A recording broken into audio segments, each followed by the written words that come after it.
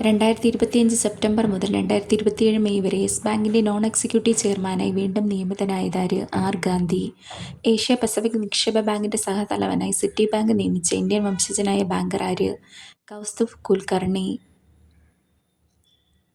2025 September 5 യുകെയിൽ ഉപപ്രധാനമന്ത്രിയും നീതിന്യായ സെക്രട്ടറിയായി നിയമിതനായതാര്?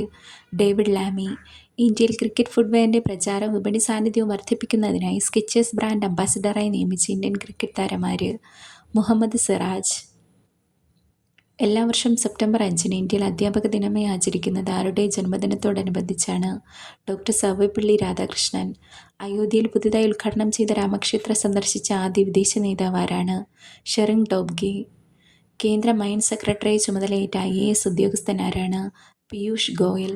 2025 ഓഗസ്റ്റിൽ എത്ര ആധാർ ആധികാരികത ഇടപാടുകൾ UIDAI റെക്കോർഡ് ചെയ്തു? 221 കോടി. 2025 September 4 national institutional ranking frame work പുറത്തിറക്കിയത് ആരാണ്? കേന്ദ്ര വിദ്യാഭ്യാസ മന്ത്രി ധർമ്മേന്ദ്ര പ്രധാൻ. ഇന്ത്യയിലെ ആദ്യത്തെ തുറമുഖാധിഷ്ഠിത ഗ്രീൻ ഹൈഡ്രജൻ പദ്ധതി നിലവിൽ വന്നത് എവിടെയാണ്? തൂത്തുക്കുടിയിലെ VO ചിദംബരനാർ. Thank U.